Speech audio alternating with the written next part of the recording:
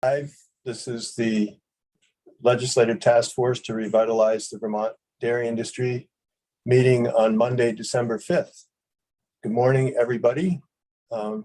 Senator Starr and I, co-chairs, are here in the room at the State House. The other members of the task force are on virtually, so why don't we begin with introductions of folks on the task force. Representative Marcotte. Good morning, everyone. My name is Mike Marcotte. I'm state representative from Coventry, and I chair House Commerce and Economic Development. Representative O'Brien. Good morning. I'm John O'Brien. I represent Royalton in my hometown of Tunbridge, and I serve on House Ag and Forestry. Jackie. Hi, everybody. My name's Jackie Folsom, retired dairy farmer, soon to be retired lobbyist for the Vermont Farm Bureau. Thanks. We have our ex officio member, shall we say, Andrea. I'm Andrea Papiti, and I'm a hearing officer for the Public Utility Commission. And the other folks who are on the screen, Mike. Are you there, Michael? Yep. You're still mute, Mike.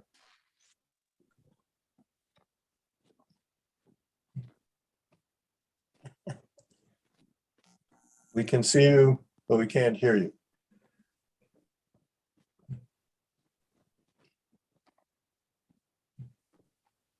Can you hear me now? Yes. Yeah. All right. Hi. Sorry, my headphones aren't working. It's Mike O'Grady, Legislative Council. Good morning. We have two witnesses. We will introduce you at the beginning. Catherine. Good morning, everyone. Catherine Durand with Agrimark. Thanks for having me. Good morning. And Mateo.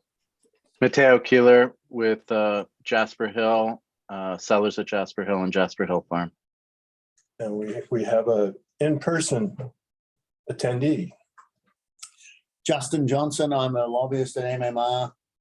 We represent Cabot Agrimark. Have done for a few years mainly on the processing side, but I've not been directly involved in the last few years, so I'm here just to get up to speed. A couple of people might remember me being around some of these milk pricing discussions a few years ago. Welcome.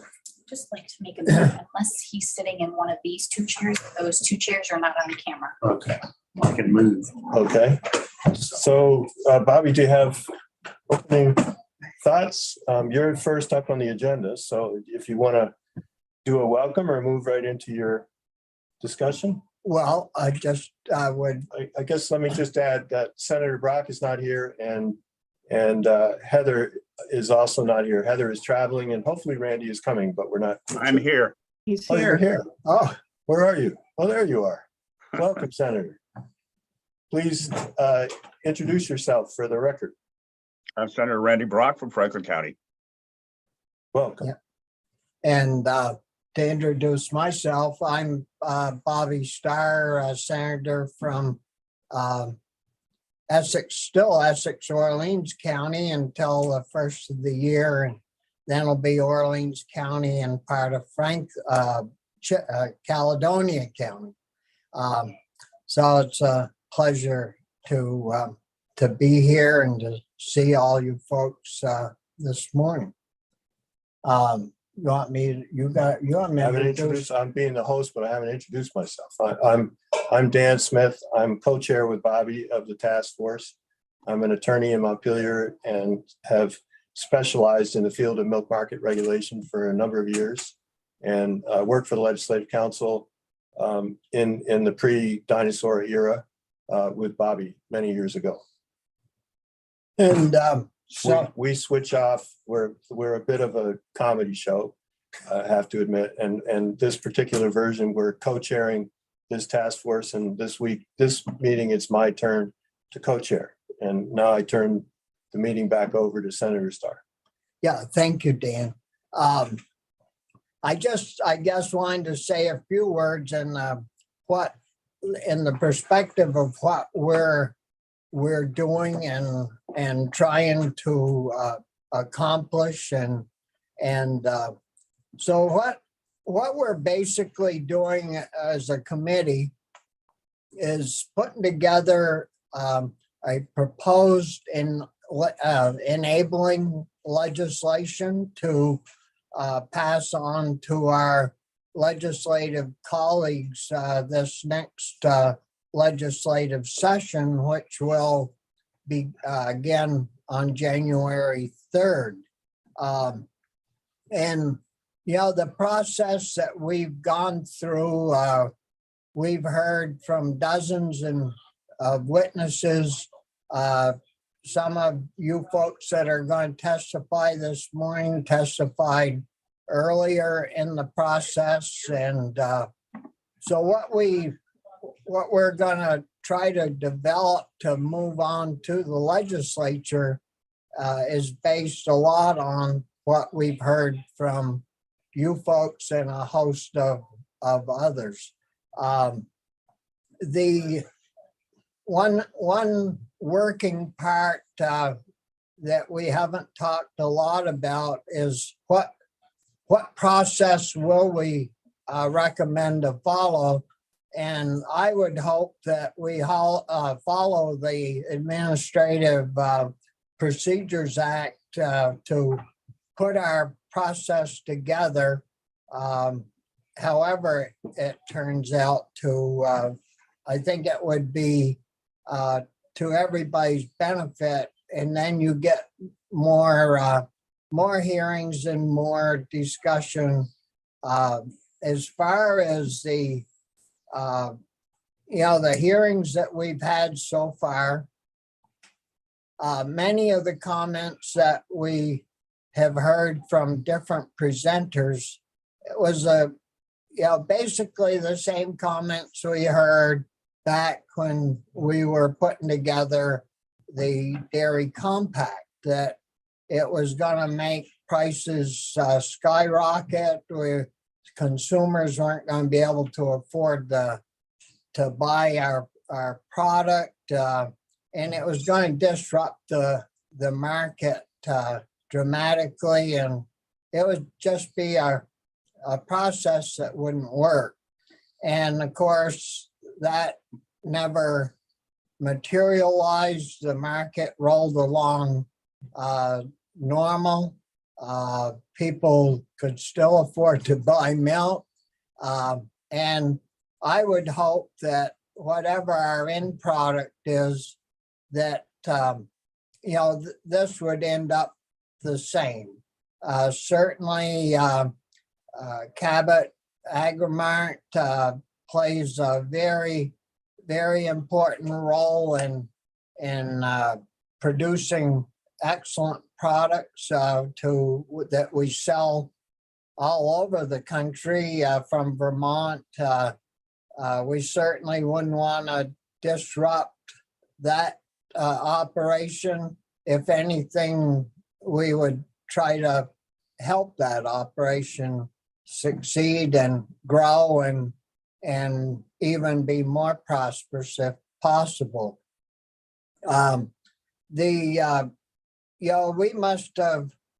We must have held 20, 25 hearings that the commission did after we pushed the bill through. Then there's a commission appointed that's made up of processors, farmers, handlers, consumers, that holds hearings and takes more testimony from the public. And I would expect that if we do move forward with this process, it would, and hopefully we will, but it would be carried out in the same fashion, where you still take even more testimony. And the compact, I don't know if I mentioned that, but we must have had 25 or 30 hearings, one in each. Of course, that involved all 6 New England states, and we had hearings in each individual state, and then eventually it seemed like Concord, New Hampshire was a central point, and there was many hearings held there where we all drove part way to get to those meetings and hearings.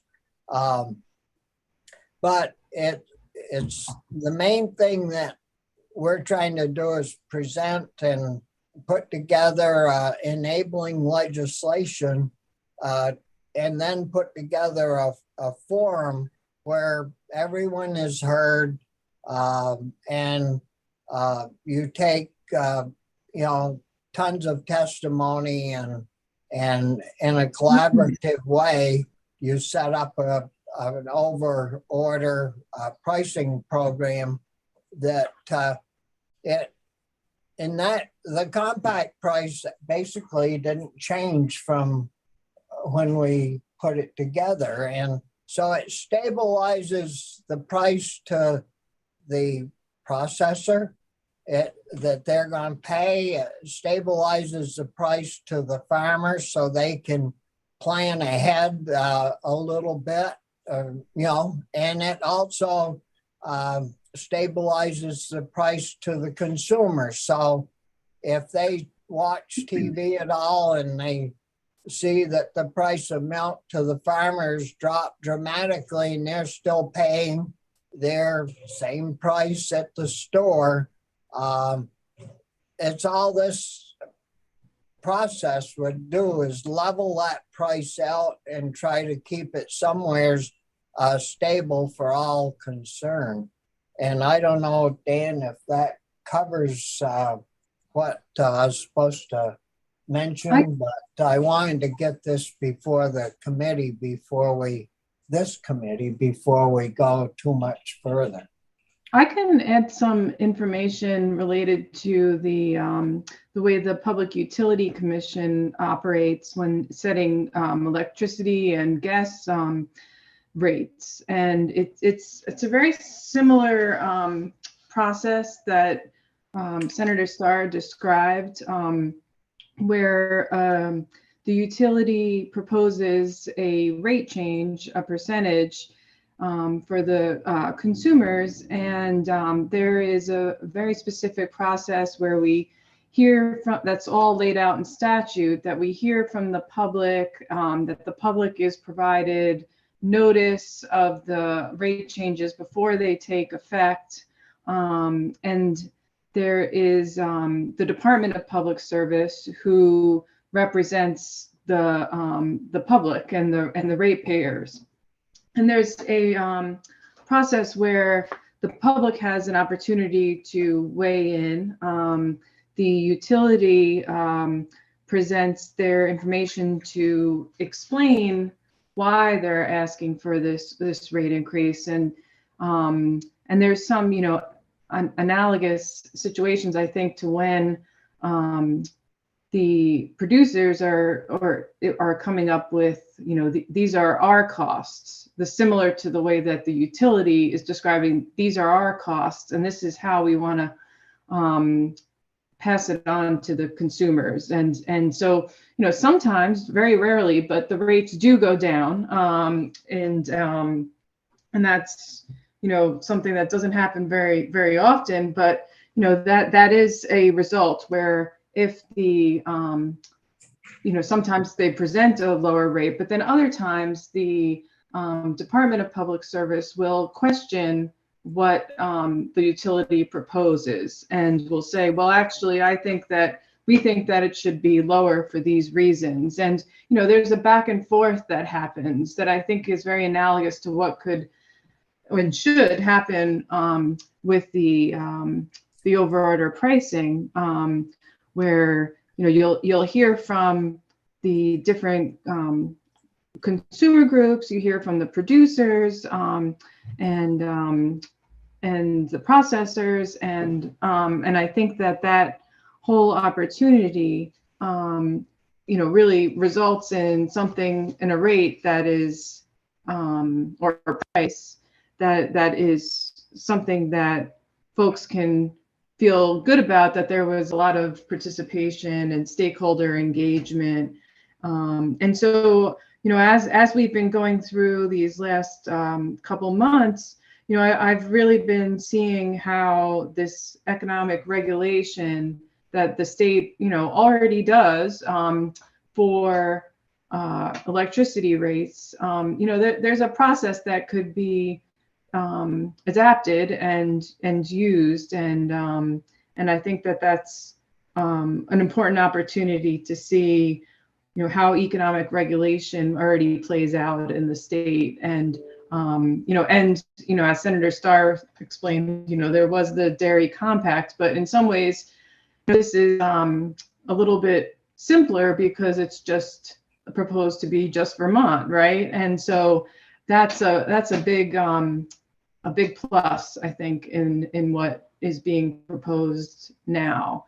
And yeah, so that's what I wanted to add. And I don't know if Dan wanted some other thoughts on that, or some analogous situations that I didn't describe that could, supplement what we're talking about today. I guess my follow-up question, Andrew, would be if you could just explain a little bit more the role of the department, the public advocate, as a separate part of the process that is a little different than most regulatory proceedings. Sure. So I guess I'll start with the commission. The commission, which I serve as a hearing officer on, is a 3-member commission that are appointed by the governor. And ultimately, the commission is who makes the decision. But as the process is unfolding and actually being litigated, it's more of a judicial process than what has been described for the overall pricing. But the role of the department is to be the public advocate, to interact with the public on a more ongoing basis, where with the commission there's only certain opportunities to hear from the public. With the department, they reach out to the public more proactively, because that's their role. They're representing the public interest. So they hear from consumers directly. They have a consumer advocacy and public information department. So they're hearing a different way from the public than what the commission does. And when they the department has a procedure where they are working back and forth with the utility to negotiate on the side, so that ultimately the commission prefers, if the utility and the department that's representing the public come to a mutual agreement, and that they work out any differences. And so the commission steps in where there are challenges or where they don't come to an agreement. But the most important thing that the department does is do a lot of questioning of the utility to kind of flesh out, where is this coming from, and where does this go, and why, and really the whys, and digging in deeper. And they also play a role to make sure that the utility, especially municipal utilities, are collecting enough revenue to cover their costs. And so they ask questions to make sure that they're financially viable and they're operating in the black, and making sure that they can keep running effectively. And so that's the main role of the department, is representing the public interest, representing the state's interest, and, you know, making sure that the concerns are heard and, or the public's interest is heard. And then, you know, there's other cases where ARP has intervened as a, you know, another stakeholder so that they can provide information on behalf of their base and the interests of their base, to make sure that there's a voice from those folks, you know, who have income challenges and that, like, and you know, in case You're breaking up, Andrea. that are cases, so We've kind of lost you, Andrea. Oops. Our side, I Yeah. think it's just a poor connection. We're- wants to build a Andrea, can you Okay, hear I me? think. Andrea, can you hear me? Oh, so You're kind of breaking up on us. yes, it's a little staticky, but I can hear you. Oh, okay. I just wanted to add the Agency of Natural Resources piece, that they are part in there. Unfortunately, you're on a kind of a time delay. We can't hear you too well. Jack. Oh, Jackie, okay. hang on 1 second. Jackie has a question. Maybe your connection will. Jackie. Yeah, I'm not sure this is going to work since she's popping in and out, but so I had two questions, and one is a clarifying question. So going forward with whatever this proposed enabling legislation is, are we going to have the Public Service Board in charge of this, or are we just looking to them for some kind of guidance on how this is done? But my first question before we even got into that was, Andrea is talking about a state specific Vermont, but we've also talked about how we're going to have to include milk from other states that come into processing plants. And I'm just wondering, during the hearings, if this goes forward, does that mean we're going to have to engage the New Hampshire Public Service Board, or what entities are we looking at from the other states that will be included in testifying? Because it will involve other states, not just Vermont. Okay, if I can, want to check, Catherine, before I answer Jackie's question, you're on a time schedule, is that correct? I've got a good amount of time, so keep going with the conversation. I can be here for another hour. Okay, thank Thank you. you for that. Yeah, so Jackie, the idea we thought, and I should have provided a little more context this morning, that it would be helpful for the task force to just have a little background information just about the hearing process itself, in general terms. And we have two examples. One, Bobby's experience serving as a member of the Dairy Compact Commission, and then the other operating example here in the state of the Public Service Board that does utility regulation. But it's really just by way of background. Haven't remotely thought about the Public Service Board undertaking this proceeding. It's just we are fortunate enough to have somebody that serves as a hearing officer who agreed to serve on the task force and can lend us her expertise as a hearing officer, just by way of information to put together with Bobby's experience as a member of the Compact Commission, just to provide just general information about how a hearing process works. And to Bobby's point, that what is being discussed is not so much that the task force or even the legislature is going to recommend intervention in the marketplace itself, but the establishment of some kind of entity, regulatory entity that can take testimony and decide whether any intervention at all is appropriate, and if so, what that looks like. So it's just background information. As to your question about milk coming in from out of state, certainly that would expand the discussion past just the state of Vermont, but there wouldn't be, a need to incorporate other formal agencies from out of state. It would be the state agency here in Vermont that could take testimony from anybody that wished to speak, including agencies from outside the state. John. Thank you. John, you have a question? Yeah, thanks, Dan.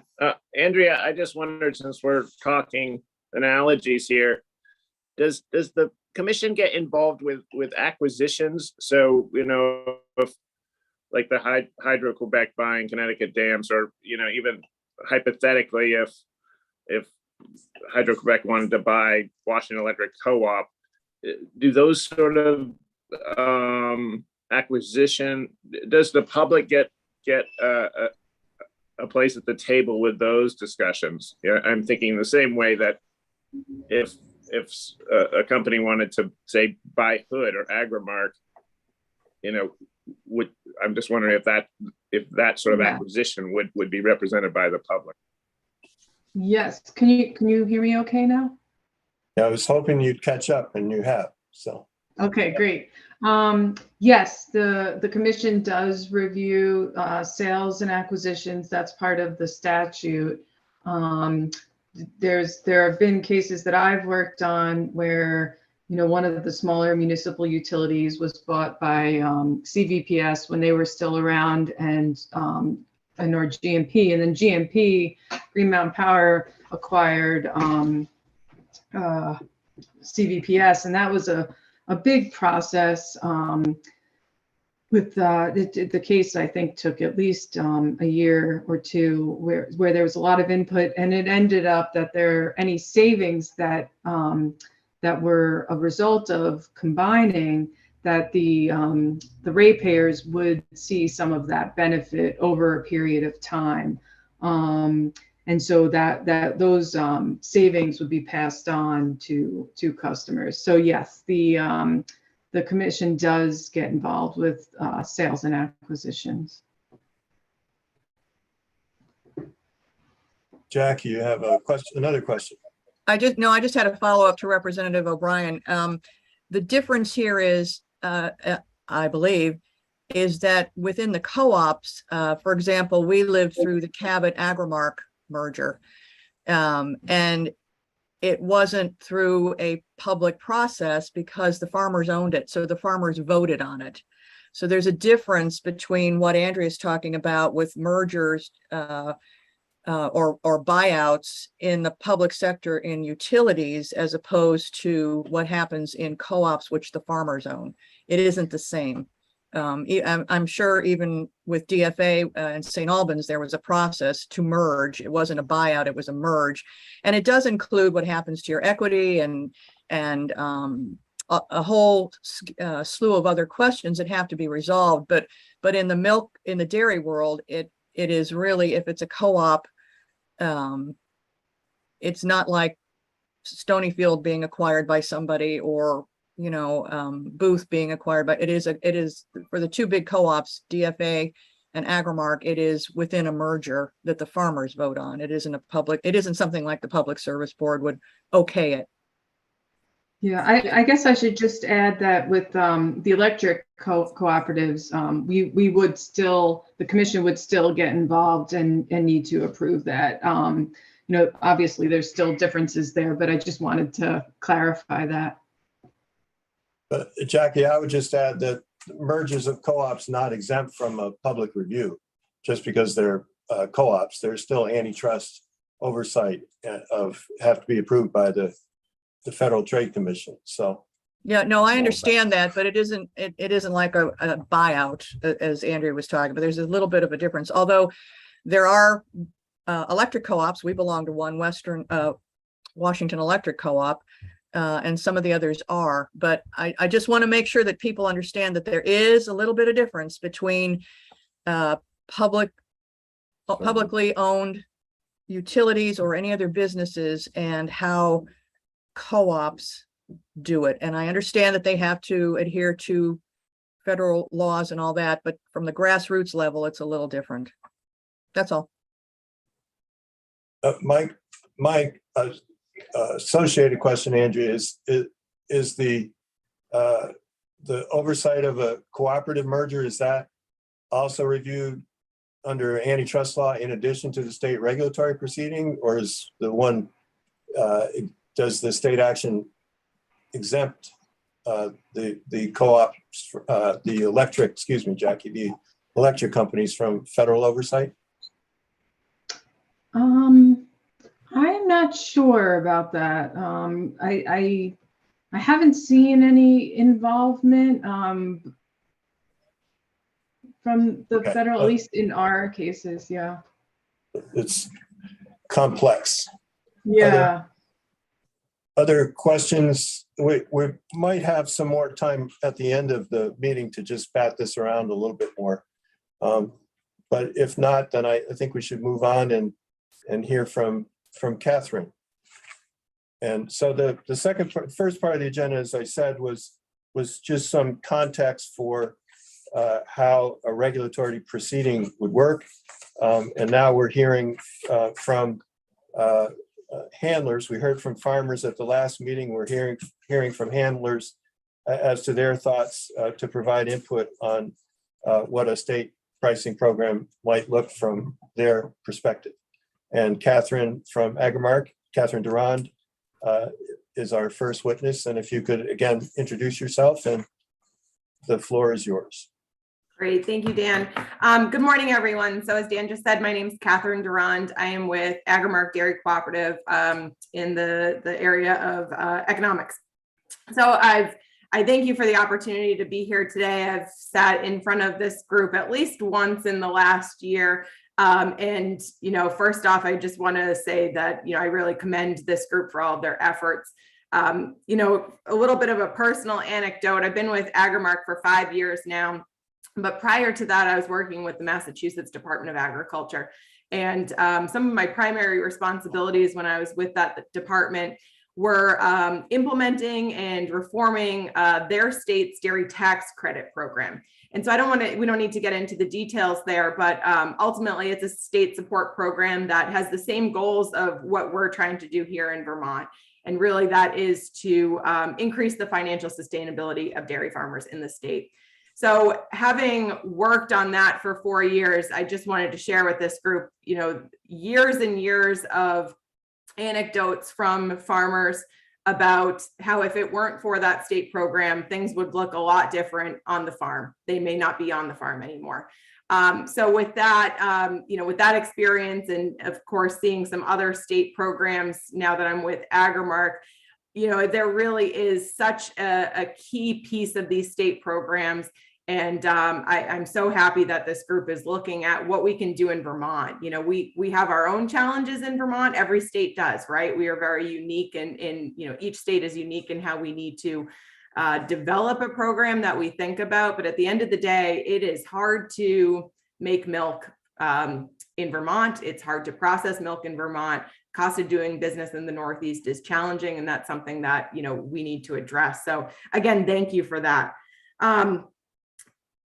I think when I think about what we're doing here today and looking at some sort of over order premium, it's very easy to say that this is a program to support our dairy farmers. But more and more as the dairy industry evolves, the success of the dairy farmers is linked to the success of their co-ops, their processors, and their consumers. So the message I would like to share today is that as we think about developing a program here in the state of Vermont, that we really take all three of those groups into account as we create these programs. So Bobby, I heard you talk about over order premiums and that being, a potential avenue that we're looking at. Do I think that is the answer? I would say it's sort of a maybe, maybe not. I think there's definitely some precedent, some other states that we can look at and learn from. But again, I think there's a very delicate balance that we need to walk as we have these conversations and start to develop these programs. Think about what an overorder premium would mean to our farmers, to our processors and handlers, and again, to our consumers. So I appreciated, Bobby, a lot of the comments that you brought up at the beginning and thinking about the compact and how that worked and how we might be able to mimic that here in Vermont. You know, first and foremost, I think that there are some differences between where we are today versus where we were back when the compact was put into place. You know, if we're strictly thinking about an overorder premium on a Class 1 marketplace, I would say there have been significant changes in the Class 1 marketplace. You know, number one, we've seen that Class 1 demand has continued to come down for many, many years. And, you know, aside from a quick blip during the COVID era, those trends are going to continue. Class 1 demand is going to go down, driven by just a lot of competition in the beverage space. The other thing that we've seen is that Class 1 premiums have gone down significantly over that same time period. And what I bring that up because in my mind, as we think about how Class 1 premiums have deteriorated, that really shows us how processors and their consumers of fluid milk are you know, what they're willing to pay for. And I worry that if we are going to attach additional dollars to Class 1, that could have a consequence, a demand consequence that we're not trying to push in this program. On the Class 1 side of things, thinking about an overorder from a Class 1 perspective, again, I would say that there are also some examples in our backyard. Dan, I know that you're very familiar with the program in Maine and could speak to that much better than I could. There's also a program in Pennsylvania that has been in place for a number of years. And you know, there is a benefit of increased premium dollars going to farmers in Pennsylvania, but we do need to be mindful that in that Pennsylvania program, how those premium dollars are distributed is not uniform across all farmers in that state. And so that's something that I would be cautious of as we think about this development and make sure that all farmers are being treated equally in this regard. The last thing I would say in terms of overorder premiums is, you know, primarily the programs and the precedent that we have so far are on the Class 1 side of things.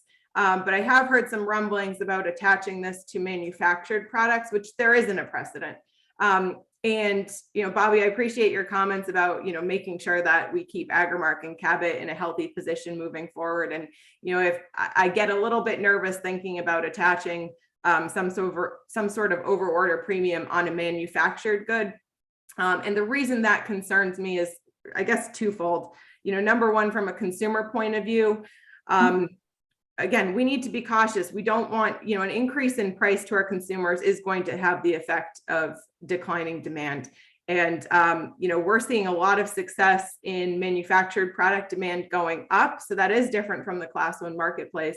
But in an inflationary environment and people's pocketbooks are feeling a little lighter than they have been, I do worry about attaching additional cost on top of that. From an Agrimark perspective, I also get concerned about, you know, how that puts us, you know, puts us in a competitive disadvantage versus, you know, our competitors. As you mentioned, Bobby, you know, we're selling product across the United States, and you know, so we would be concerned about any additional costs that would go on to manufactured products. So I guess I'll end there. In general, you know, again, very supportive of the process moving forward, but just want to make sure that we are considering all aspects of the dairy industry from farm to consumer when we think about a program that we may put forward. So thank you. Yeah. Thank you, Catherine. So we have ample time for questions. Let's see, John has joined us. Good morning, John. So questions from Bobby, you have your hand up. Yeah, I was gonna say, Catherine, could you explain, you know, back earlier in the early part of this year. Class 2 and class 3, class 4 even, the milk prices were somewhat low, but now they seem to be basically almost as high as the class 1 price. So if the price has gone up now considerably from what it was earlier this year and certainly last year, have you folks lost a lot of sales? Have your sales dropped off? Because I think earlier in a hearing, I don't know if it was this year or last year, we've had so many. You stated that you could basically sell all the Cabot cheese that you could run through your plants. And so I'm wondering, have sales dropped because of the higher price that the farmers are receiving at the present time? So I would answer that sort of in this way. So we have seen that, this year we saw record milk prices, really unbelievable. And that's across all classes of milk. And so when I made the statement earlier about, if you increase your price, that's going to decrease your demand. When you think about it at a global scale in terms of milk prices and, just all dairy demand, I would say at the end of the day, we all have to eat and we're all going to continue to buy dairy products.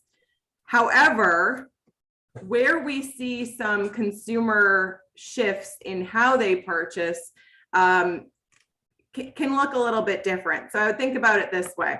We're talking about inflation. We're talking about interest rates, all these things really adding up to that shrinking pocketbooks, so to speak. So if I'm a consumer who's feeling like my pocketbook is lighter than I would like it to be, do I still need to eat? Yes. But am I going to shift my consumption patterns? I probably am. And so what that would mean is, am I going to buy that expensive bar of Cabot cheese? Or am I going to buy a less expensive private label cheese? Probably going to go to the private label. So that consumption of dairy products are going to continue, but the consumption of branded dairy products would be what was under fire.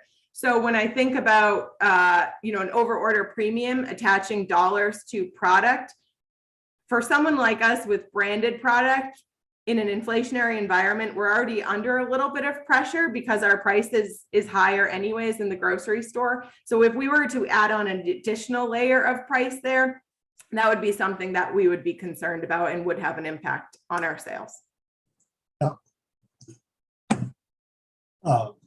Well, see, your cheese, your little blocks are what, 8 ounce?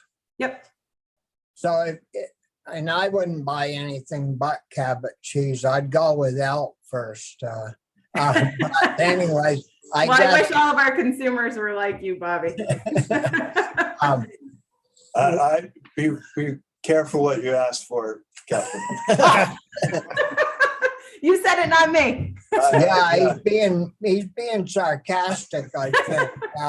But anyways, but if your cheese, Cabot cheese usually is a little higher than these off brands or private labels. And, if say the price goes down next month for class 3 and 4, and the idea is to catch the price so it doesn't go up a lot and it doesn't go down a great deal because if the class 3 and 4 goes down to the farmer and the price in the store stays somewhat near the same, then the storekeeper or somebody in there is making a whole lot of money, but it isn't going back to the farm, any of it going back to the farm unless well, through a co-op, you might pay a premium back to the farmer on the profits at the end, I guess. Could you talk a little bit about the volatility on the farm compared to in the store? Yeah, so you're right that volatility on the farm is a lot different than what we as consumers would see in that store. Some of that volatility though, well, I don't want to go there. Never mind. So are you saying, Bobby, that if you were to attach a premium on top of this, that would correct for some of the volatility on the milk price side of things? To the farmer, and it would take it, I would think, out of the store or out of the end price, because you aren't gonna, I mean, I can't imagine a commission raising the price in the store beyond, very much. But if the price falls at the farm, it would be nice to be able to have some type of a regulation that would maintain that price in the store some of that money would go back to the farmer and not go in the store owner or whoever's buying that product, because the consumer is going to keep paying the same price. If the consumer pays the same price, and so even if you added on an additional layer there, you're still going to see those fluctuations in the commodity markets that dictate the milk prices that farmers are going to receive. So if you're trying to use this as a mechanism to correct for, say, a collapse in milk prices, that premium would have to ebb and flow in the same way that the commodity markets were moving. Yeah. Governor, do you have follow up or? No, okay. Jack, you have your hand up. Yeah, thanks, guys. Thanks, Catherine. It's good to see you again. You too, Jackie. Just to piggyback on what she's been saying about consumers, and I see Travis from Organic Valley was invited, but I don't see him on the screen. We are hearing anecdotally, and there's actually a meeting this Thursday, I think, with the organic task force, that their farmers are suffering, and they've been asking their co-ops to raise the price, and the farmers are being told they can't raise the price because they can't get it out of the marketplace. And that's on a premium. That is what is considered premium products because they are organic, and that is where the market has kind of been heading. And I will also tell you anecdotally that we travel quite a bit, and we are watching Cabot get pushed out by Tillamook. It's another co-op. It's across the country, and they are making huge inroads in our markets. We're seeing it all over the South, where I worked a long, long time with Cabot to open up these Southern markets for our co-op, and we are losing ground as we speak. And Tillamook's cheese is more expensive than Cabot's is, and we're still losing that market. The other question I had going back, I was trying to think as we've been talking about this over order premium, and it's interesting because you've got Cabot, which makes their money on the manufactured side, but we're also looking at Monument, and I'm sorry, DFA isn't on to talk about the class 1 side. And when we're talking about adding an overorder premium, was that just across the board on any milk processed in Vermont? I just don't remember. Or was it just was it one of the classes? Because I would hate to be pitting co-op against co-op or processor against processor if we move along with this. And it would even be worse to confuse the consumers as to, oh, I'm going to buy this gallon of milk and extra money is going to go back. And does that mean Cabot farmers aren't getting it because I can't buy Cabot fluid milk? So I guess just a little, Dan, can you remind me, are we looking at an overorder premium on all milk processed in Vermont or just a certain class? We're really not looking at a premium at all, whether we're looking at authorizing a procedure to inquire into whether some kind of a premium is appropriate, and what that premium is pretty open-ended. So it could, if it, the Milk Commission right now, the Vermont Milk Commission is authorized to establish premiums on all classes of milk. So I don't think there's necessarily a distinction in terms of the premium itself.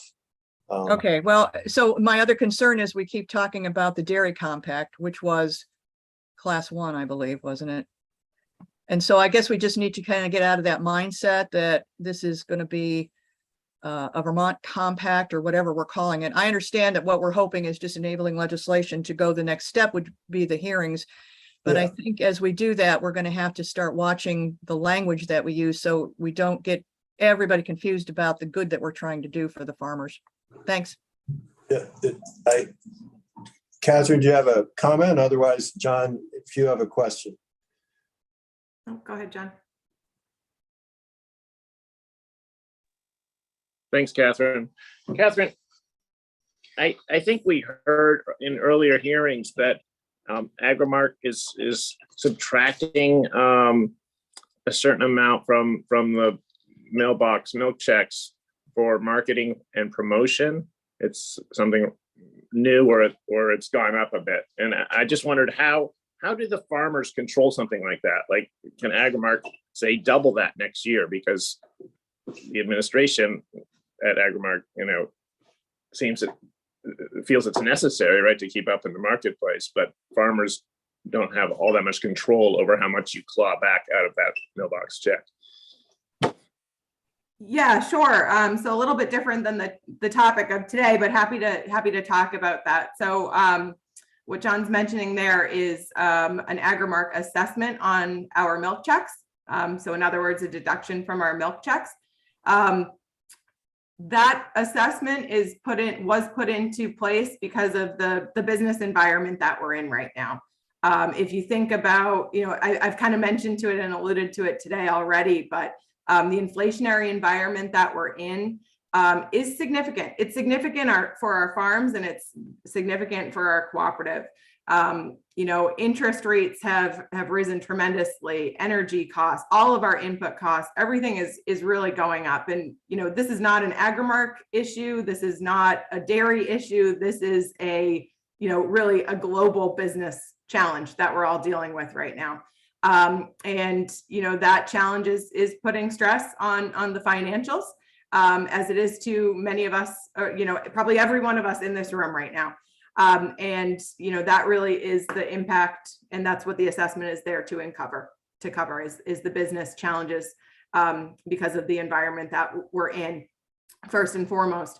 But second, to your question about, could this change and, members not having impact or input into this, I would say that number one, it could change. It could change at any point.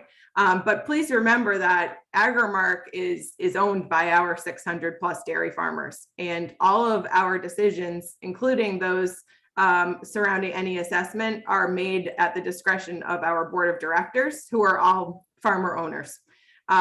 And those farmer owners represent the farmers that are in their particular regions. So I would just push back on you there a little bit, John, that those decisions are being made by our owners here, and taking into account the environment that we're in. And I'll say it's looking at sort of general inflation numbers right now. We've seen that inflation has started to come down a little bit as we've pushed those interest rates up.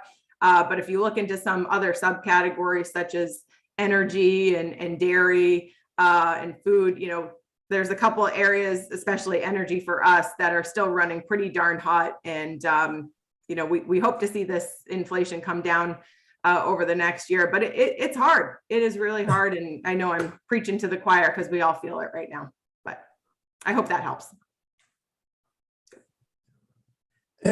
Other questions? Bobby? Yeah, hey, Catherine, the last time maybe you testified, I know it was quite a little while ago.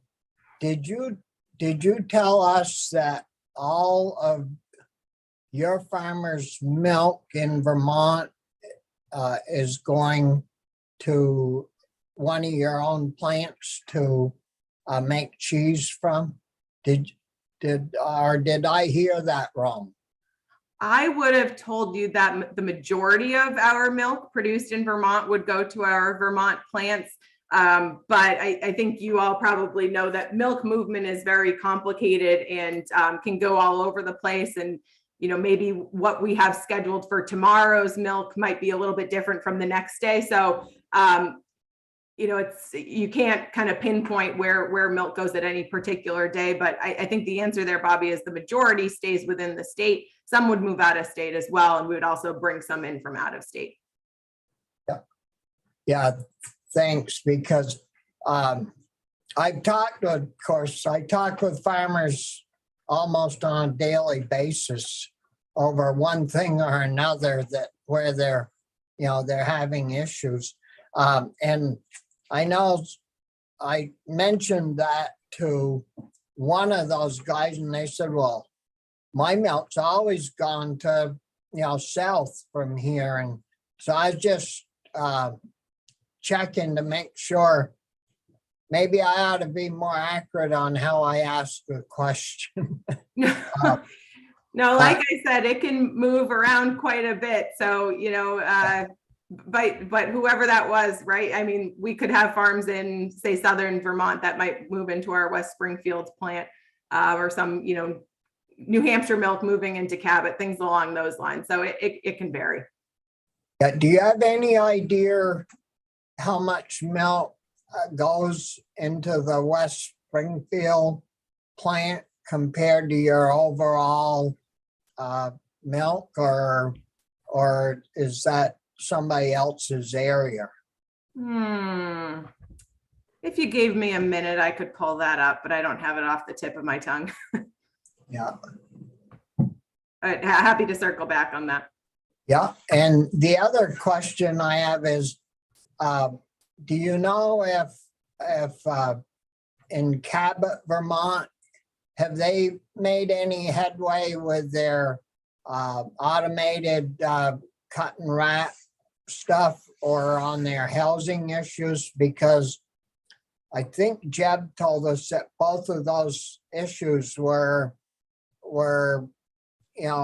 hindering their ability to hire help because they didn't have housing, and the other issue was they didn't have enough help to run the cut and wrap line, so they had to slow down and only work 5 days a week or something like that. Has any of that improved over this since we last talked? We thank you for bringing that up. We have seen some improvements in regards to the automated line. I think we had talked about that maybe about a year ago. Some thoughts we were thinking about. Those did not pan out. I would say that was a matter of dollars and labor challenges in regards to that. But we have continued to push on really any space we can to improve our labor situation. We have had some areas of success in our abilities to source labor. However, we do continue to see some really tremendous turnover rates. And, this is a problem that I fear is going to plague us for a really long time. And again, this is not an Agrimark issue. This is a Vermont Northeast issue, right? I mean, Vermont, I think, has the lowest unemployment rate in the United States. And, the cost of living is quite high, and our population is just pretty low. So this is an area that I think the state's really going to have to come together and figure out what are some solutions to make sure that we have a healthy labor force here in the state. But in the meantime, we continue to push wherever we can, having some conversations or continue to have conversations in regards to housing, childcare, things along those lines to make sure that we have those plants running. They are running more than they had been, and we do are seeing an influx of labor, but that's today. And again, this I fear could be a much longer term and a bigger bigger scope of an issue than we would like it to be. I think I read somewhere or was told that Economic Development Agency, I think I read that they did do quite a sizable grant for Cabot maybe. But you know, it would be to our farmers and our farmer co-ops advantage if they could put together a plan to help to get grants to help build that cut and wrap facility. You know, where we have a lot of ARPA funds that can help small communities, small businesses to try to alleviate labor issues. And I would think that, you know, our agency between ag and our economic development agency, there could be some of that money channeled up to Cabot to help with an expansion or help with a cut and wrap facility where I think Jeb told us that instead of having 8 people, that it only require 1 person, and it would help on both the labor side as well as housing. But anyways, I just wanted to pass that on because there is quite a lot of money. We have until 2026 to utilize that, but it takes a lot of time and planning to get to, you know, the construction phase. Yeah, well, I appreciate those comments, and we'll say we're having conversations about what's available and what we can utilize that would be appropriate for our organization. Yeah, and good. so very much appreciate that. And you know, all of those programs and any dollars that are available there, they help the co-ops and they help our farmers. So they're really important, and very much appreciate all of the work that has been put into make those funds available. Mike, did you have a question or you put your hand down? Yeah, Bobby was asking exactly the same thing I wanted to understand. Okay, thank you. Thanks. Thank you, Catherine. John, Travis, and Mateo, we've let the agenda time slip a little because I think we're going to have time on the back end, but I don't mean to impose on your time. So of you 3, are any of you have a time challenge and we can move you around and go first if that's okay with the others? John, you have a time pressure? Yeah, typical. Mateo, is it okay if John jumps ahead of you? Are you good with that? Yeah, that's fine. That's fine. Okay, thank you. Thank you. John, then we can hear from you. Please introduce yourself for the record. I'm John Rooney from Monument Farms in Weybridge, Vermont, and we're a producer handler. We're a fluid milk producer, processor, bottler.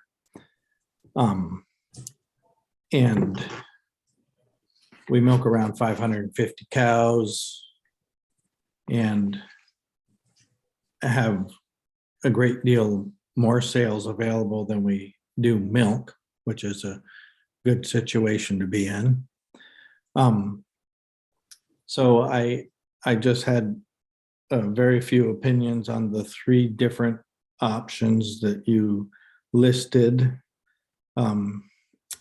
in the printout, establishing an overordered price on all milk purchased by milk handlers in the state for processing in the state, or increasing the milk handling fee to provide assistance to dairy farmers in the state, and setting a fee per packaged milk sold in the state.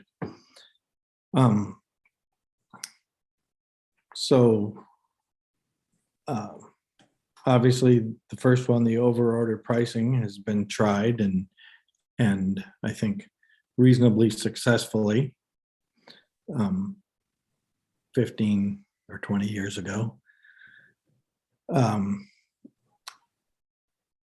But again, it's limited only to milk purchased by milk handlers in the state, which, limits, to my thinking, limits the amount of milk that would be used to provide this extra funding or these extra funds, would only impact a small percentage of the total milk production. And I'm assuming that those monies would then be shared amongst all the producers in Vermont. I can't imagine it being different. Increasing the milk handling fee, I'm no longer real familiar with the milk handling fees charged by co-ops to processors for the milk. I assume again that this would only impact the milk sold to Vermont processors. Is that correct? Yeah, the only thing under discussion is in Vermont, milk sold in Vermont. Okay, so not only Vermont processors, but also Vermont processors that are selling all the milk in Vermont, or only the milk sold in Vermont?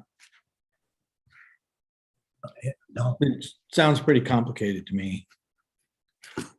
no, that, John, it would cover all milk, whether it's put in a bottle or put in a package or put in a tub.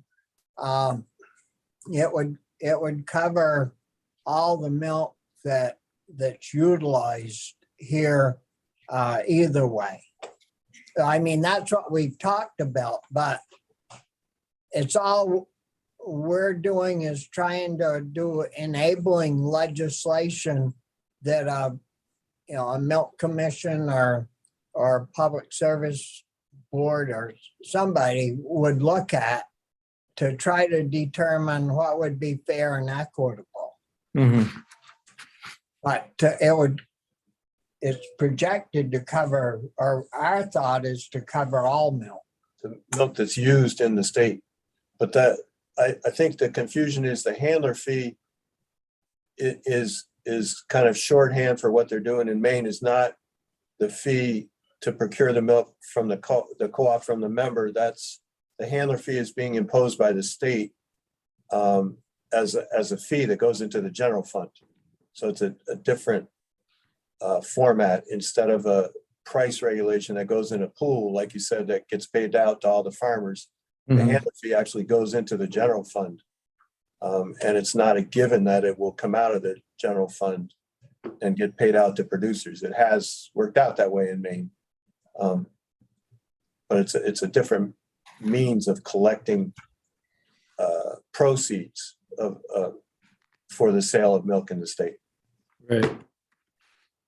Complicated. Yeah, Yeah. everything is.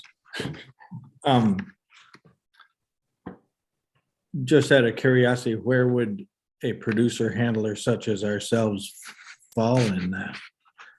We deal with no outside, price restraints or controls. The milk we use is all our own.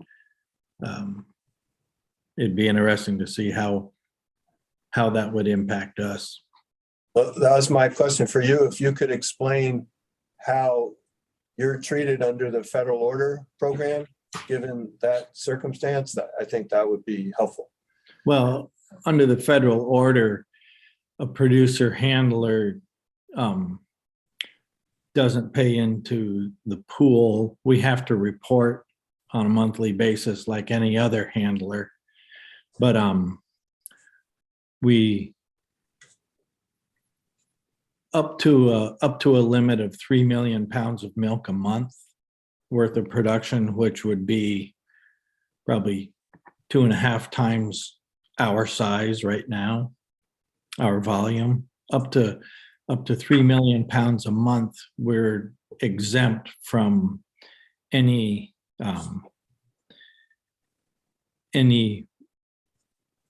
order pricing at all. So we sell our products based on what it costs us to produce them, and theoretically what we need to cover our costs. And but that's something we determine ourselves, and has nothing to do with the monthly milk price published by the market administrator. Is there some allowance for a producer handler to purchase milk from off your farm? Yes, yes. Up to 150,000 pounds a month, which isn't much, but and that includes any outside raw milk we may purchase. It includes any finished Class 1 products that we buy in. Typically, we buy from HP Hood, buttermilk, and a few other sundry items, but includes outside raw milk, and any products we purchase in already packaged. So it typically leaves us maybe 120,000 pounds of milk a month that we could buy in from outside. But that, compared to the whole, is a pretty tiny percentage.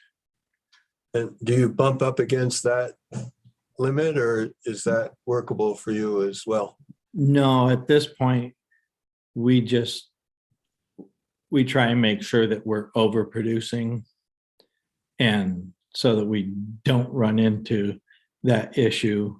Probably 10 years ago, we got super busy, and it was a really hot summer or something, but our production fell, and I had to buy in a fair amount of outside milk. And that pushed us into being a pool plant, which cost us dearly.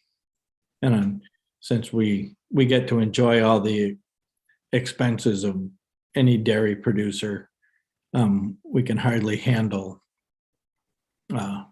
paying into the federal pool as well. And you don't make any manufactured products, so there's no draw out for you, right? It's just a straight. Right. No manufactured product. We do, we sell creams, which are Class 2 products, but no manufacturing. No. Yeah. So I'm not sure how the milk handling fee would impact us. It would totally depend on, what form that took in the end. A fee paid on packaged milk. It all gets really, it all gets very cloudy when it comes to pricing milk at stores, for example.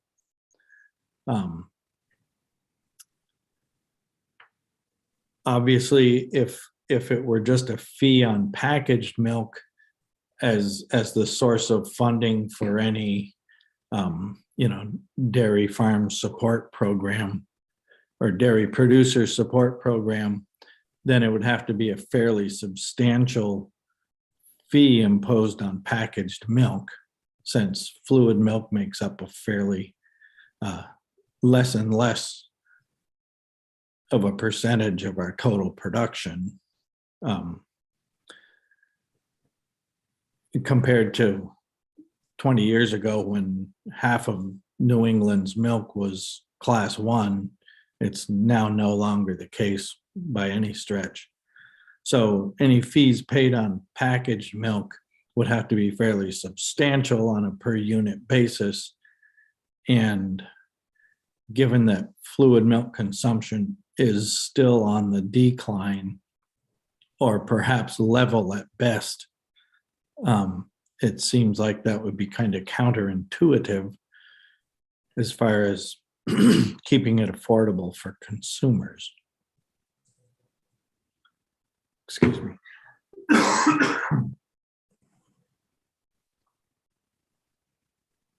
Thank you, John. Other questions for John? I have Bobby? Hi, John. This is Bobby. Hey, do you bottle school lunch milk at all? No. Excuse me. No, we don't. Is there a reason why you don't, or you just have never gotten into it? No, when we switched to all plastic containers about 20 years ago, we removed ourselves from the school milk market. Previously, we had supplied probably 20 or 30 schools in the Champlain Valley, but the margins are so tiny and the competition fairly brisk.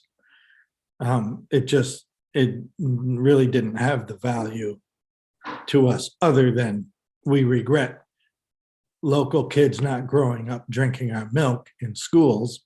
But schools typically aren't a whole lot of fun to deal with, and there's, unless the price is ridiculously high, it's not much of a moneymaker. Oh.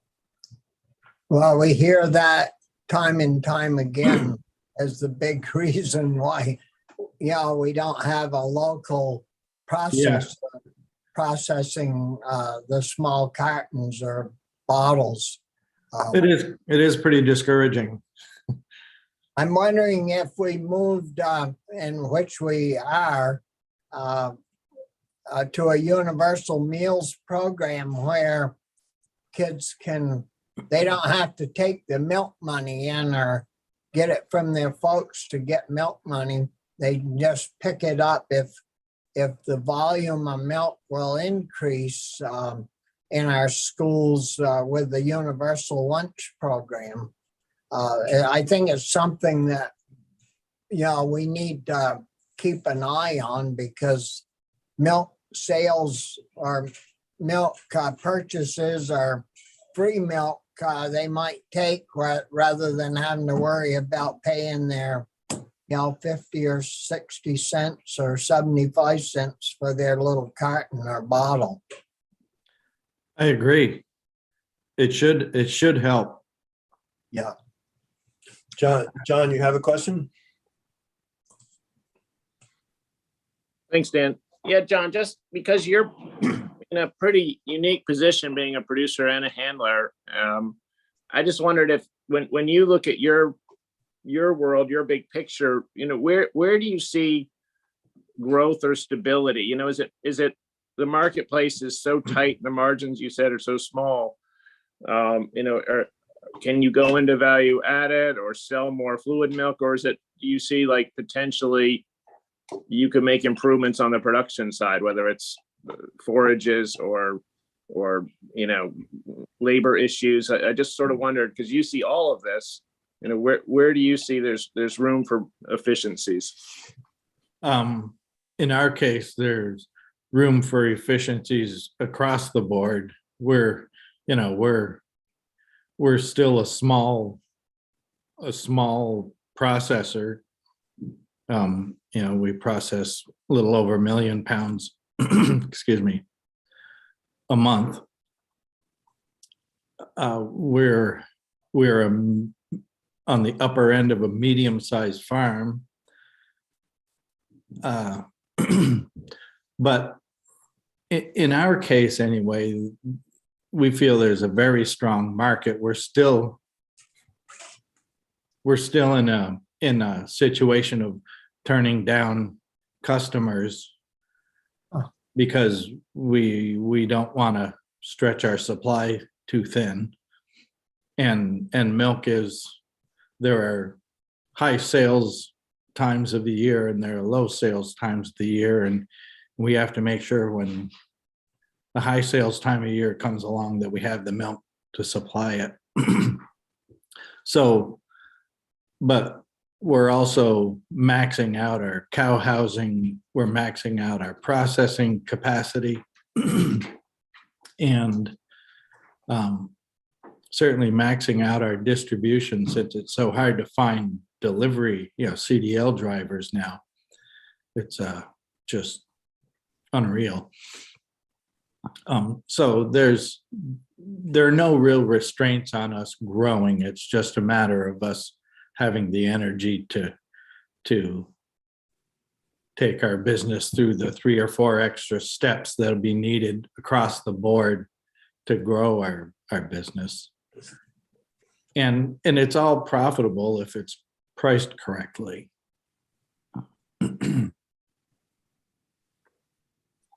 Thanks. Any other questions for John? If not, thank you very much, John, for your time. Appreciate it. Thank you, guys. Good luck. Thank you. And we'll hear from Mateo. You could identify yourself, Mateo, please. Sure, Mateo Keeler, founder with my brother Andy at Jasper Hill Farm and the Cellars at Jasper Hill. We're an interesting kind of mix, just like John. We milk 200 cows in Glover, and we also buy milk from 5 other dairies in the neighborhood. And historically, 100% of that milk goes to cheese. I think something that's really important to mention here is that we actually purchase milk from Agrimark and from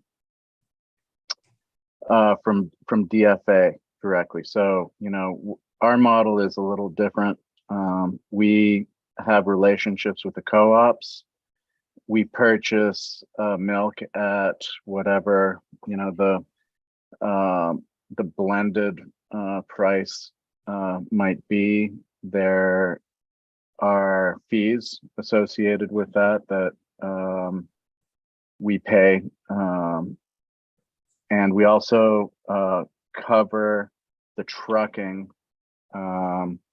to make sure that any haulers aren't negatively impacted when we show up at a farm and collect milk. So we have relationships directly with the farmers. We're buying milk from Agrimark, and then we're paying the farmers a super premium. At least it used to be a super premium on top of that and on the side, right? And that's based on the value of the milk to us. On the one hand, basically we're looking for specific practices and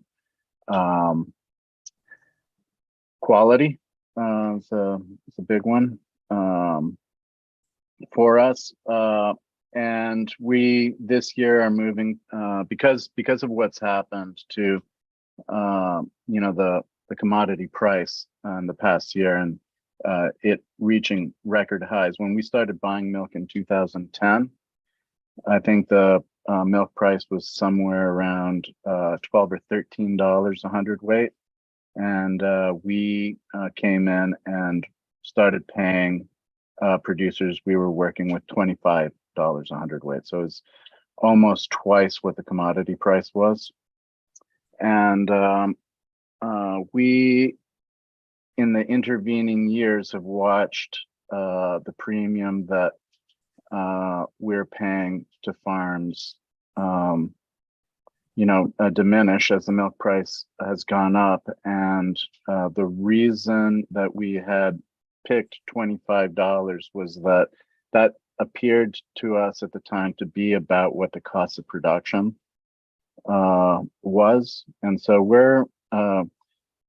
we've this past year gone through a process to really try and reformalize the way that we work with our producers, and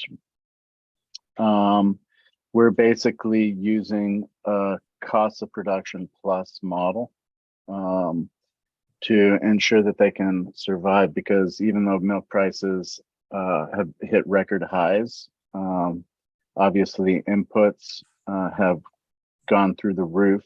And we work with a number of farms that have gone through recent generational transitions, and there's quite a range of costs of production across our producer group, right? And what we've learned through this process, we worked with the Center for an Ag Economy and to essentially look at what the cost of production in our region was,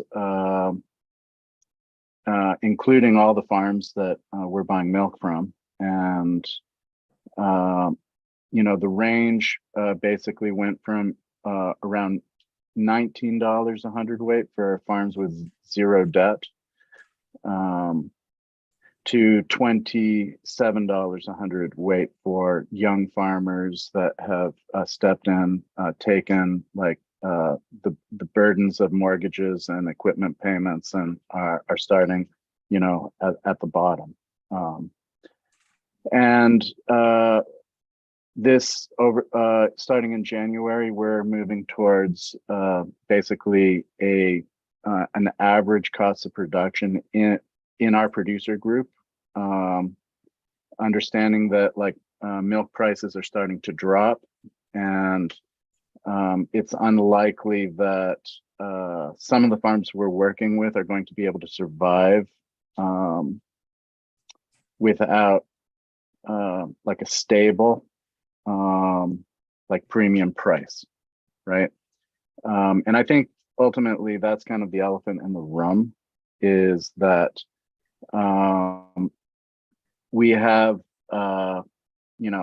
small farms whose cost of production is going to vary pretty radically, and just the global cash flows associated with a small traditional hillside farm in Greensboro, Vermont may be quite different than a large farm. And you can see it in the numbers. Small farms are just falling away. Medium farms are struggling, and we're adding large farms. And ultimately, I don't know how you square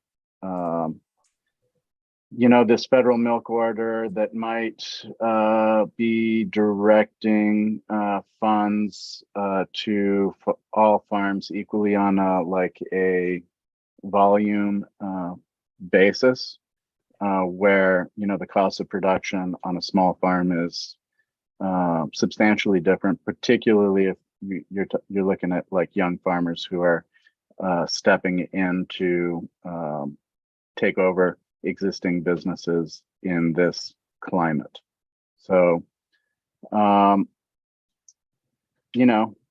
if you look at the Farm Credit East numbers, and you see the liabilities per cow have been increasing steadily for many years now, and the way that debt drives scale, and what's happened in the dairy industry in Vermont, I think it's probably worth looking at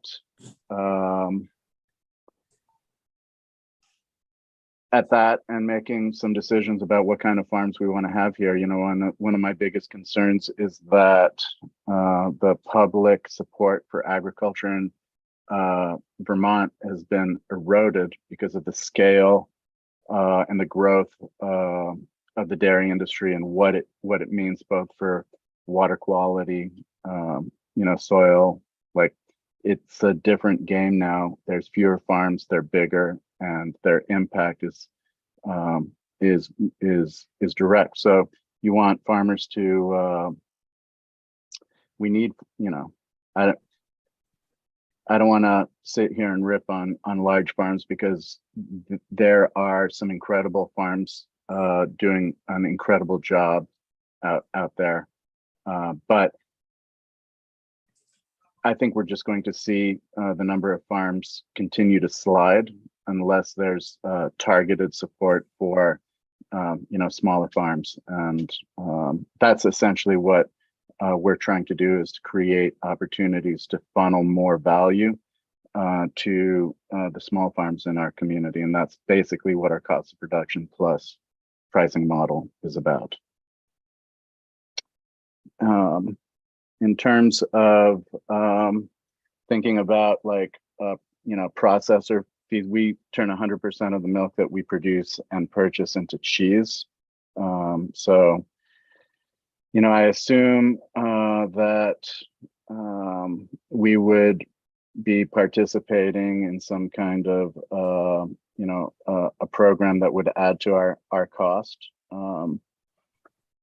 Like Catherine mentioned, while we're selling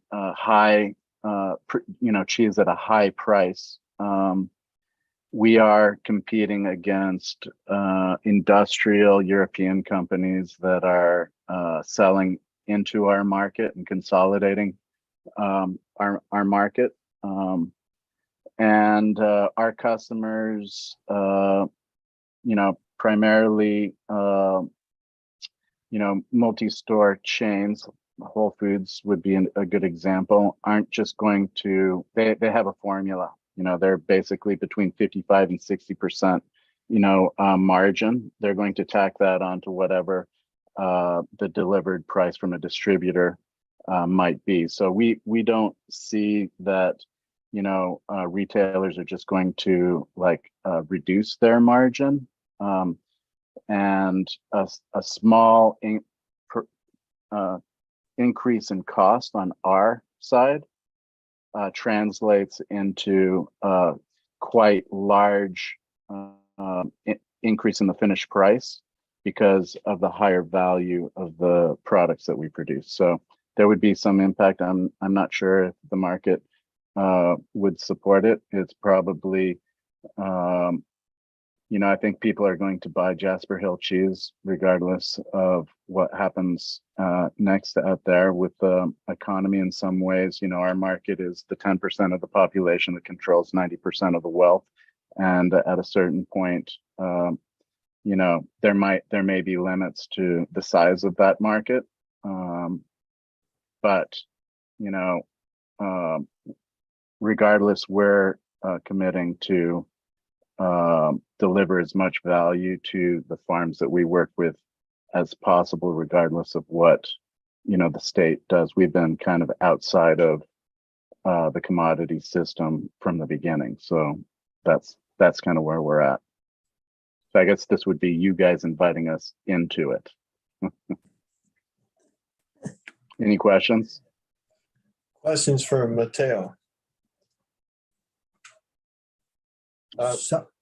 Did Travis put his hand? I don't know, but let's stay with that. So, Matteo, how do you have a milk truck you go to pick this milk up with from the other farms and from your farm? Or how does that all work? Yeah, we have 2 milk trucks, and we pick up milk, not 100% of the milk that these farms are producing.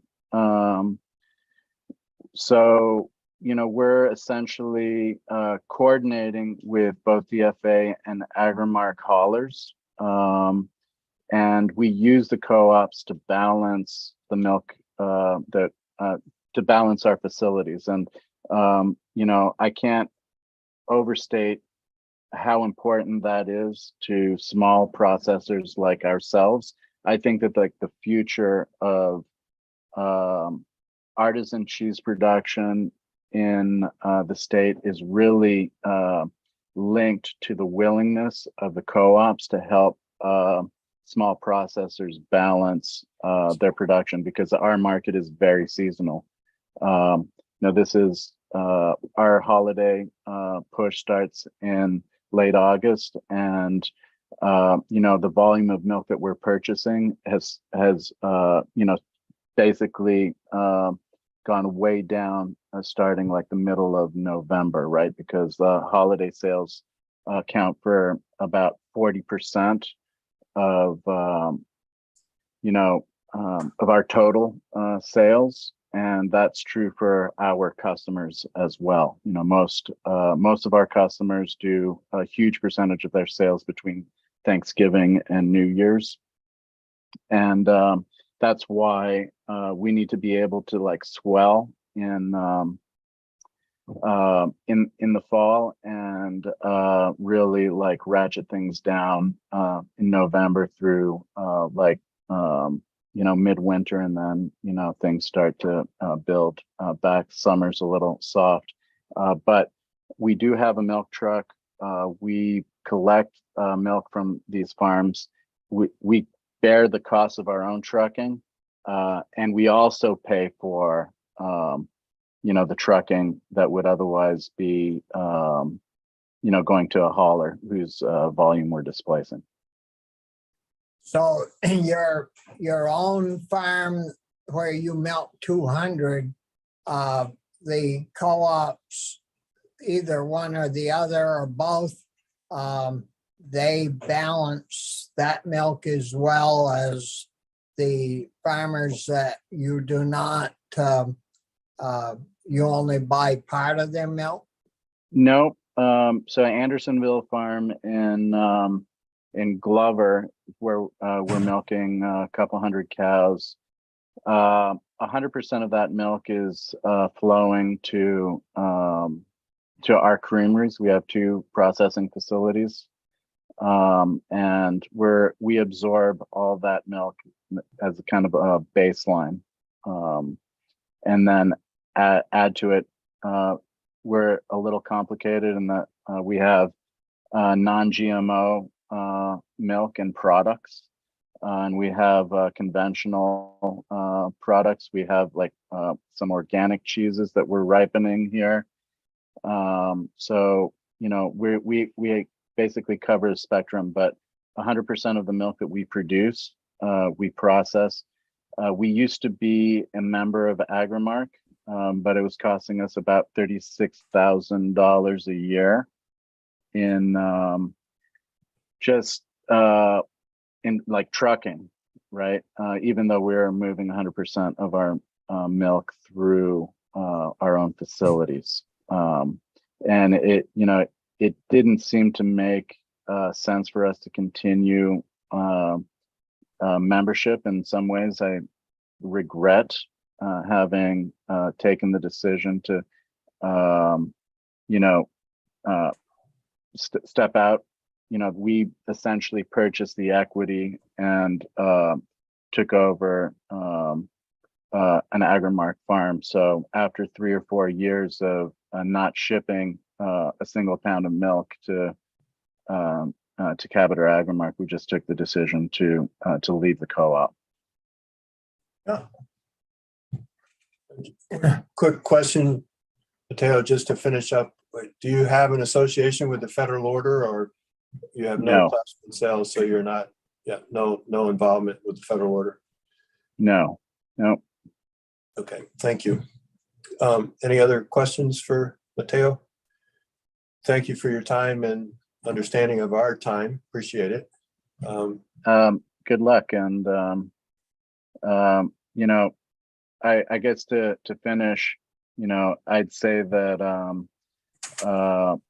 we're a big fan of like the environmental services model as a way of funneling revenue to farms who are engaged in both conservation and landscape services. So I think that might be an easier place and space to help support farms, especially like smaller farms.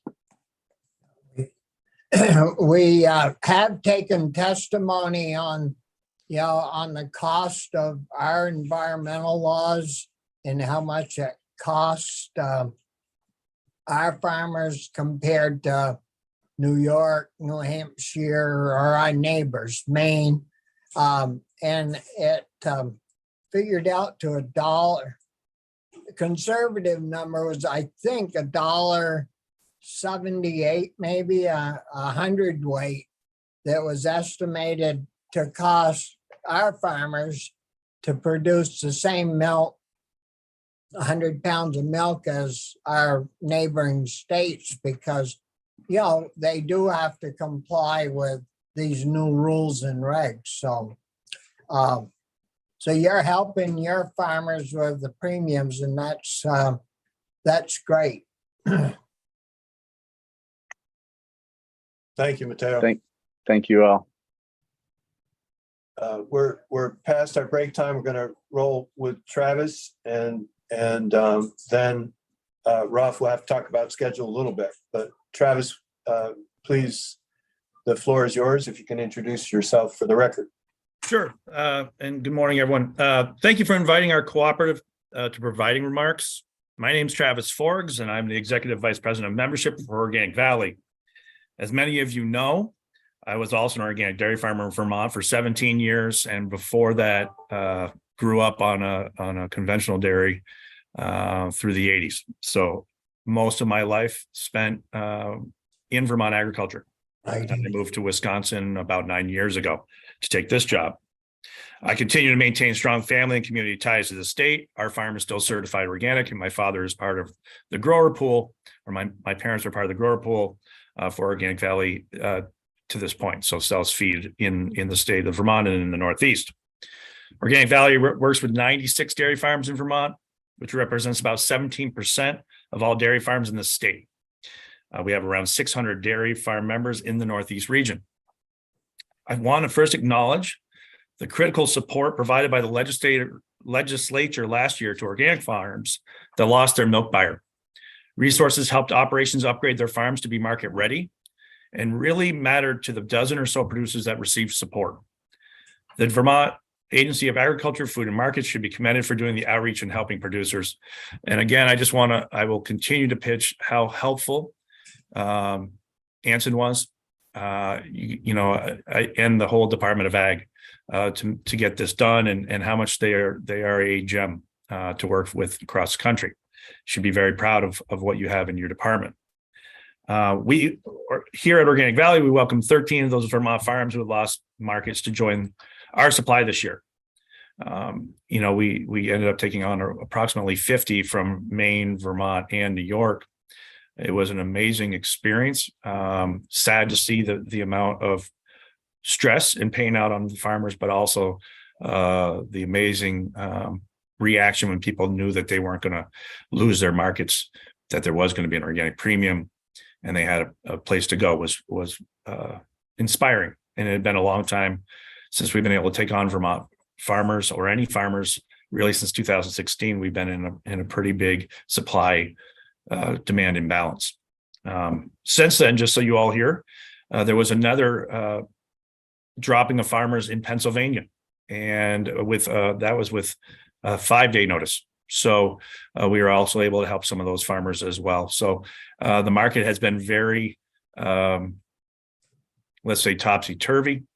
And I also think that you've seen some really interesting behaviors drop, some companies dropping farmers and then immediately starting to sign others.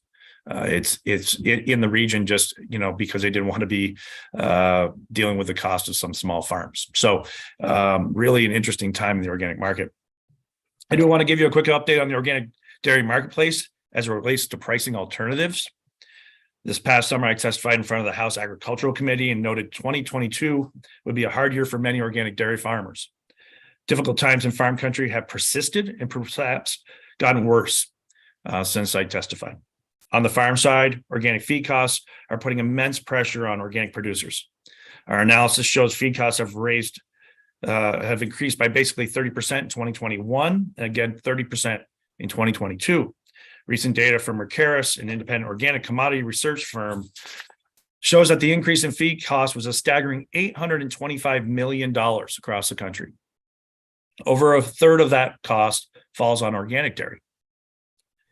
The feedstuff challenge is unique to organic and distinctive from conventional dairy conditions. These high feed costs are a result of unprecedented global supply chain shocks and inefficient domestic acres of organic corn and soybeans. There is no organic dairy margin protection, and this cost increase is devastating for farmers. As a co-op, we are seeing a notable reduction in organic milk produced as farmers try to stretch their feed dollars. There is a real chance we could lose skilled organic dairy farms because of what's happening with feed and other farm costs. I don't want to say real chance anymore. We are seeing that happen across the country. And I wouldn't say that there's one area of the country worse than others, though I would say right now, particularly the Northwest is being really hit, but we are seeing this across the country. Organic Valley and others are actively seeking ad hoc disaster relief from Congress and USDA for producers.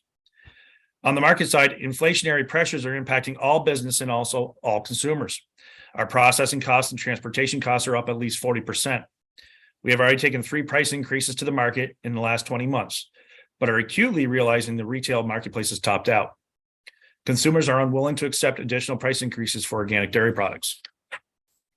At the co-op, we have maintained a stable pay price, but are unable to raise pay prices to farmers. Right now, we are expected to have a multi-million-dollar loss in 2022. And given the pressures we're seeing with increased costs and consumer trading trends, actually, we're expecting, double-digit loss. And that's a direct decision that we're making to hold pay price stable for our owners. So regarding the 3 alternative milk pricing concepts, I appreciate the work of this task force, but as an organic co-op with farms, processing, and customers, as well as product distribution points all across the region, none of them are preferable from our vantage point. Establishing an order over price is something we already do at Crop Cooperative with a premium we offer for certified organic milk. We need to recognize Vermont as a net exporter of milk. Any additional over order price will fundamentally incentivize milk buyers to seek supply in other states. The second option of increasing the state's milk handling fee will function as a tax on dairy farmers. The fee will inevitably be shifted back on producers by muting pay price increases or increased cost of other services such as farmer hauling cost obligations. Seems very unlikely, unless absurdly large, that such a fee would be able to generate enough revenue that it would make a difference. As I heard in early testimony, you guys were talking about this is a program that looks like Maine's. I just remind everyone that Maine is a net importer of milk. And it's a very different scenario than when you're a net exporter of milk for what that will bring for challenges for your state and the supply of your dairy products.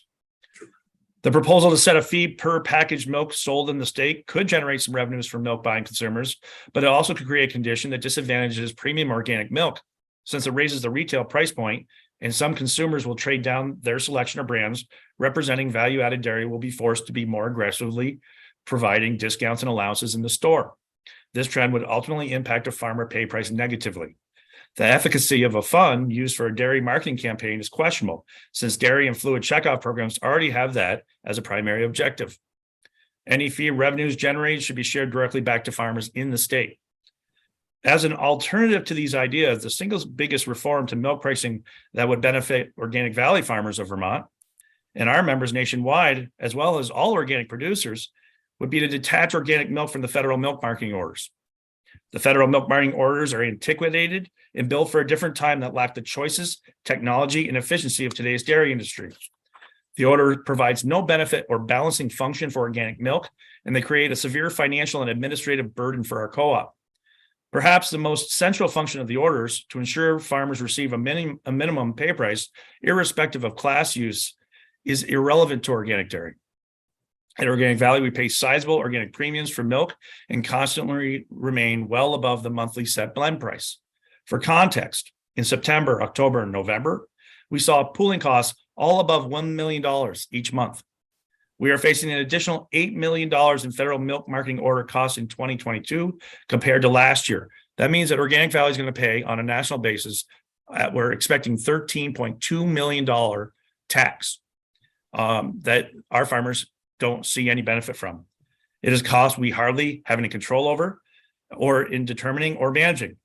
Also, so I just told you we're expecting $13 million in federal milk marketing order tax this year. Since 2015, Organic Valley has been taxed $43.6 million in FMMO. Those are dollars that would all be able to go back to our members if we weren't being taxed. We'd urge this task force to vocalize the need for reforms like detaching organic milk from the federal milk marketing orders as the best way for making milk pricing more equitable and responsive. That's my my oral pieces there, guys. I just want to give you a little bit more context here.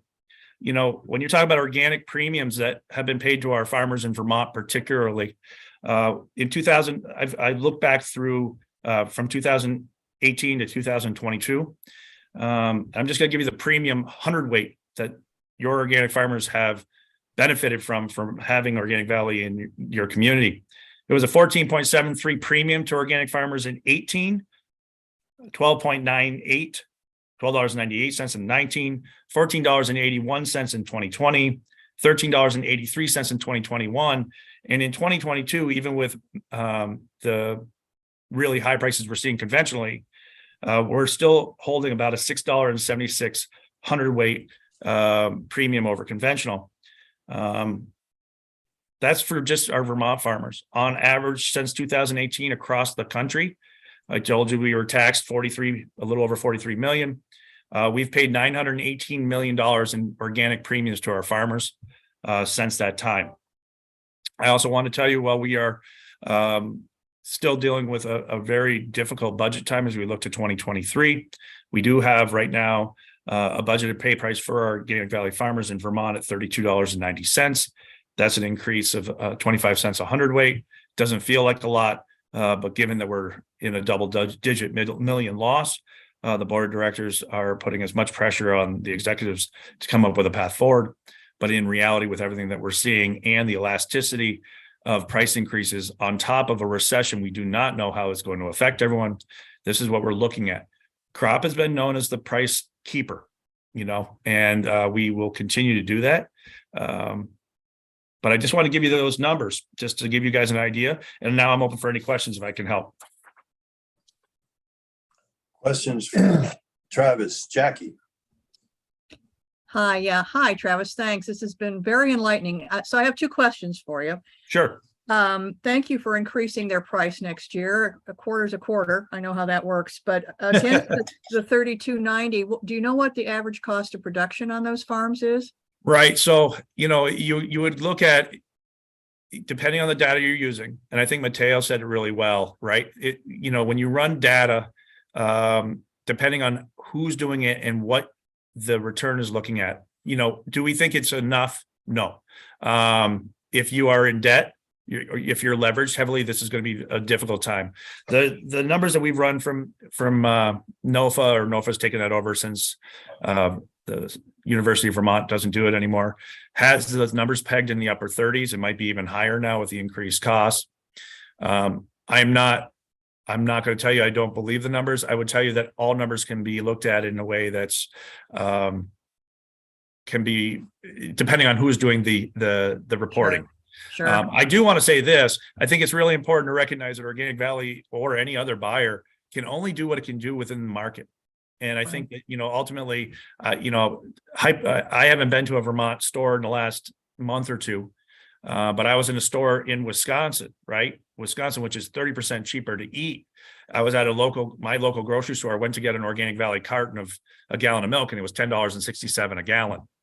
Now, and then that was Organic Valley gallon, and it made you go like, okay, half gallon milk in the $6.50 range. And then I will just tell you anecdotally, I get phone calls from very upset consumers in Vermont, mostly my sister, going, what are you guys doing with the price of your milk? How can I buy that and feed that to my young children, even though I know how important that is? So it's a real balancing act. And ultimately what we are able to do, what we've always been able to do, is be a transparent marketing vehicle, be open to the farmers to say, this is what the market can do. But to be able to say, you're always going to make money, you're always going to do A, B, C, and D, isn't something that's probably realistic, especially in this particular time. All we can do is be as transparent as possible and try to show the farmers we're giving everything we can in return. It's a really, really difficult time. Thank you. And the other question I had, there's been a lot of meetings on the federal milk marketing orders, and I know National Milk has just come out with their recommendations. Were you all involved in that? And I didn't see anything about the organic issue, knowing that if you open up that federal marketing order, anything could happen, and it could be the worst for some of us that have to deal with it. Was the organic world involved in those discussions? And are you members of National Milk, I guess, is my other question. So I'll let I won't speak for all organic companies, right? So that's you have fair. Rolf. I'll let Rolf speak for Stonyfield or Lactalis on what they've been involved with. This has been a long-standing conversation for a long, long time on the organic marketplace. And what you just said, Jackie, is absolutely right. People are scared if you open it up, then you're going to have an issue there. And I totally respect that. I would tell you, I don't know many other companies or any other industries that are getting entirely taxed the way at least we are, in a manner that's, we're just in a very different scenario. I don't know if we have to open the whole thing up to find a way to treat us a little bit differently. And again, I don't want farmers not to get paid premiums. I'm just saying we're already doing it. But are you members of National Milk? Let me, I want to say yes, but let me verify and be 100% sure. But we are involved in all of these different groups working towards common goals. Even our friends here are very difficult to let us want to even have the conversation because it could affect them as well. Meaning Thank conventional you. friends. Very interesting. Thanks, Travis. Yep. Other questions for Travis?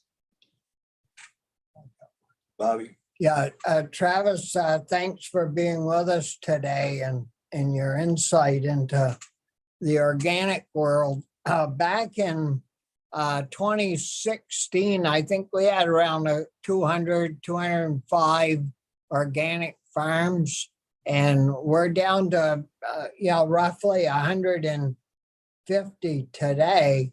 That's a big loss in 6 years or 7 years to lose 50. And have you noticed that in purchasing milk, organic milk here in Vermont? Has your volume gone down? Yeah, great question, Bobby. So 2 different questions, right? Just like you would say, numbers of farmers have gone down in Vermont, but your supply is slowly gone up, or those kind of pieces. Our supply is down. Our overall membership, which is I think where you're trying to really get at the crux of it. Have you seen a lot of members come out of the system? We've seen some. We normally expect attrition around 3.7 in volume if we didn't do anything different across the country, and then we expect to have a certain number of farmers that are always going out. I think that Vermont, as from my experience, when I for all the years that I was with you all, you guys are in a precarious situation. I think that you're seeing a multiple combination, a perfect storm that's pushing farmers out of business. And organic or conventional is happening, including aging out. And I think that that's happening as well. Overall, I think that our numbers are nowhere near down the number that you're talking about, but there's other companies, right? Horizon's no longer in the market anymore. And I think that there has been those effects. Am I expecting attrition this year at a bigger rate without any support if we don't get any help from the federal government? Yeah, I think we are. It is one of those years that nobody wants to be involved with. And I think that's no different than what you're going to see in the conventional world in a lot of respects right now. It's a very, very difficult time. Question is, how do you help them? And how do you help the situation? For another quote for you guys, over 50% of our cost of goods, Organic Valley's cost of goods is farmer pay price today. We're running as, can we get better? Yes, we could always be better. But we're being very transparent in what we're doing, which we're showing the membership to give them an idea of what we are fighting against. We're seeing inflation we haven't seen in 40 years, or more, something I've never really lived through, or at least would have remembered. And now we're staring at a recession in 6 months. We don't know what that's going to do. And I say recession in 6 months because all the economists are saying we're going to starting to feel it within 6 months. So how do we do what we need to do and still provide for the farmers is the challenge we're all staring at. Again, I think that crop cooperative is here for the long haul, and we're going to hold stable pricing. How we can move it up to fight some of these prices that really, quite frankly, are way outside of crop's sphere of influence is the real question we're going to be dealing with.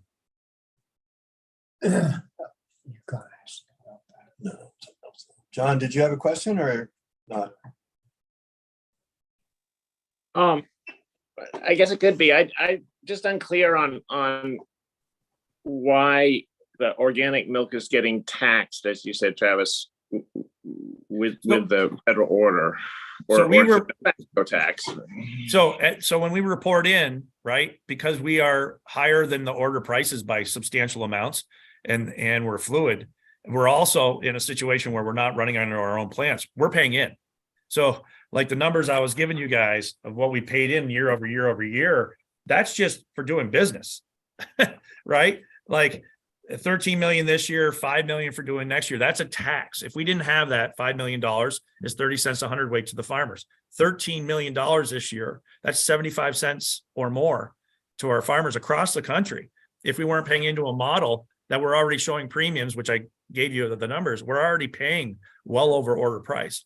So when we have to pay into an order that doesn't pay us back because they're trying to hold up prices for farmers, not arguing if that's right or wrong for the conventional world, in the organic world where you have premiums that are well above any of those set prices, why should Organic Valley or any other company, including Mateo, if he's paying more than the organic or than his price and he's out exempt from this model, but anyone that's paying more than the milk marketing orders to its farmers, why should they be paying a premium that is essentially then used in the conventional market? That's the real question we have. And that's the tax I'm talking about. Okay, thanks.